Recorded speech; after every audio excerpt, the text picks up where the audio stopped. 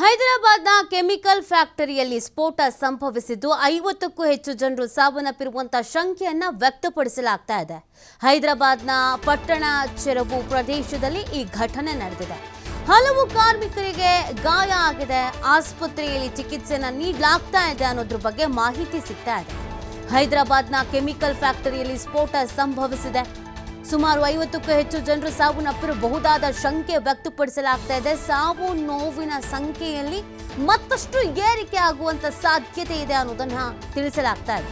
ಹೈದರಾಬಾದ್ನ ಪಟ್ಟಣ ಚೆರುವು ಪ್ರದೇಶದಲ್ಲಿ ಈ ಒಂದು ಘಟನೆ ನಡೆದಿರುವಂತದ್ದು. ಹಲವು ಕಾರ್ಮಿಕರಿಗೆ ಗಾಯ ಆಗಿದ್ದು ಆಸ್ಪತ್ರೆಯಲ್ಲಿ ಅವರಿಗೆ ಟ್ರೀಟ್ಮೆಂಟ್ ಅನ್ನು ನೀಡಲಾಗ್ತಾ ಇದೆ. ಅಗ್ನಿಶಾಮಕ ದಳದಿಂದ ಬೆಂಕಿ ನಂದಿಸುವಂತಹ ಕಾರ್ಯವನ್ನ ಈಗ ಮಾಡಲಾಗ್ತಾ ಇದೆ.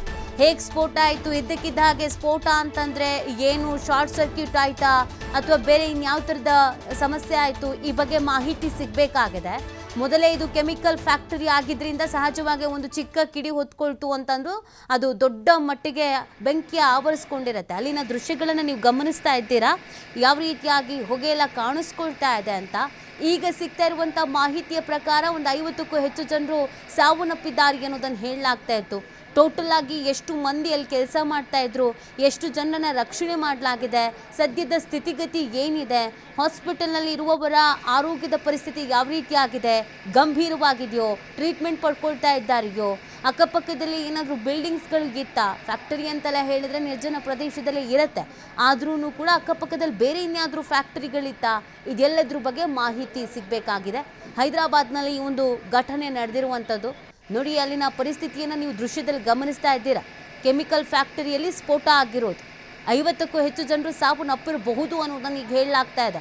ಸಾವನ್ನಪ್ಪಿದವರ ಸಂಖ್ಯೆಯಲ್ಲಿ ಏರಿಕೆ ಆಗುವಂಥ ಸಾಧ್ಯತೆಗಳು ಕೂಡ ಇದೆ. ಇಮಿಡಿಯೇಟ್ ಆಗಿ ಕೆಲವರನ್ನ ರಕ್ಷಣೆ ಮಾಡಲಾಗಿದೆ. ಈಗಾಗಲೇ ಅಗ್ನಿಶಾಮಕ ಸಿಬ್ಬಂದಿ ಸ್ಥಳಕ್ಕೆ ಆಗಮಿಸಿದ್ದಾರೆ. ಬೆಂಕಿ ನಂದಿಸುವಂಥ ಕೆಲಸವನ್ನ ಮಾಡಲಾಗ್ತಾ ಇದೆ. ಯಶಸ್ವಿಯಾಗಿ ಈ ಒಂದು ಕೆಲಸವನ್ನ ಮಾಡಿ ಮುಗಿಸಬೇಕಾದಂಥ ಜವಾಬ್ದಾರಿ ಇದೆ. फिल्टर बेस में प्रणाम हॉस्पिटल नहीं तो काका में भर्ती करना जो भी है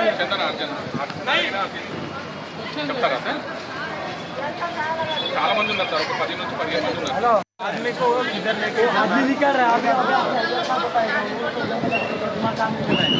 20-25 आदमी अंदर ही है। हां आदमी निकल रहा है अंदर 20-25 आदमी अंदर। कौन सा रूम में? वो फिल्टर बेस में हॉस्पिटल प्रणाम हॉस्पिटल नहीं तो काका में भर्ती करना जो भी है।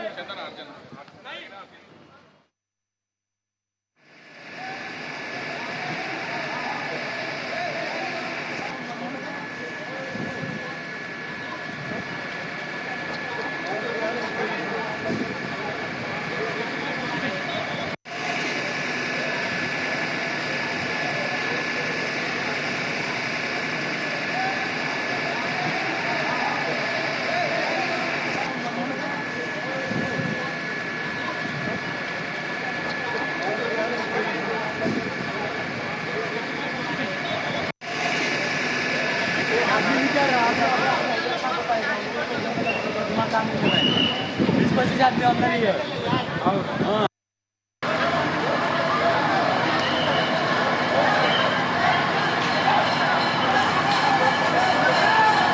ದೃಶ್ಯಗಳನ್ನು ನೀವು ಗಮನಿಸ್ತಾ ಇದ್ದೀರಾ. ಯಾವ ರೀತಿಯಾಗಿ ಕೆಮಿಕಲ್ ಫ್ಯಾಕ್ಟರಿ ನೋಡ್ತಾ ಇದ್ದ ಹಾಗೇನೆ ಧಗನೆ ಹೊತ್ತು ಉರಿತಾ ಇದೆ ಅಂತ. ಆಲ್ಮೋಸ್ಟ್ ಬಿಲ್ಡಿಂಗ್ ಅಲ್ಲಿ ಎಷ್ಟರ ಮಟ್ಟಿಗೆ ಡ್ಯಾಮೇಜ್ ಆಗಿದೆ ಅನ್ನೋದನ್ನ ನೀವು ನೋಡ್ತಾ ಇರ್ಬೋದು. ಎಷ್ಟು ಜನ ಅಲ್ಲಿ ಕೆಲಸ ಮಾಡ್ತಾ ಇದ್ರು ಅನ್ನೋದ್ರ ಬಗ್ಗೆ ನಿಖರವಾದಂಥ ಮಾಹಿತಿ ಸಿಗಬೇಕಾಗತ್ತೆ. ಈಗ ನಮಗೆ ಸಿಗ್ತಾ ಇರುವಂಥ ಮಾಹಿತಿ ಪ್ರಕಾರ ಒಂದು 50 ಜನ ಸಾವನ್ನಪ್ಪಿರಬಹುದು ಅನ್ನುವಂಥ ಶಂಕೆಯನ್ನು ವ್ಯಕ್ತಪಡಿಸ್ತಾ ಇದ್ದಾರೆ. ಅಂದರೆ ಭಾಳಷ್ಟು ಜನ ಕೆಲಸ ಮಾಡ್ತಾ ಇದ್ರು ಅನ್ನೋದು ಗೊತ್ತಾಗ್ತಾ ಇದೆ. ಎಷ್ಟು ಜನರನ್ನ ರಕ್ಷಣೆ ಮಾಡಿದ್ದಾರೆ, ಅವರ ಆರೋಗ್ಯ ಸ್ಥಿತಿ ಯಾವ ರೀತಿ ಆಗಿದೆ.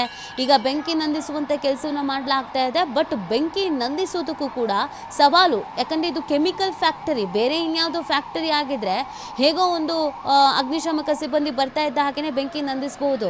ಬಟ್ ಕೆಮಿಕಲ್ಲು ಅಂತ ಅಂದಾಗ ಎಲ್ರಿಗೂ ಗೊತ್ತಿರೋ ಹಾಗೆಯೇ ಒಂದು ಚಿಕ್ಕ ಕಿಡಿ ಹೊತ್ಕೊಳ್ತು ಅಂತಂದ್ರೂ ಅದು ಧಗನೆ ಹೊತ್ತು ಉರಿದು ಬಿಡುತ್ತೆ. ಅಂಥದ್ರಲ್ಲಿ ಇದು ಕೆಮಿಕಲ್ ಫ್ಯಾಕ್ಟ್ರಿನೇ. ಸೊ ಹಾಗಾಗಿ ಬಹಳ ಡ್ಯಾಮೇಜಸ್ಸು ಸ್ಫೋಟಗಳಾಗುವ ಸಾಧ್ಯತೆಗಳು ಇರುತ್ತೆ. ಎಚ್ಚರಿಕೆಯನ್ನು ವಹಿಸಬೇಕಾಗತ್ತೆ. ಸ್ಥಳಕ್ಕೆ ಈಗಾಗಲೇ ಸ್ಥಳೀಯರು ಆಗಮಿಸಿದ್ದಾರೆ.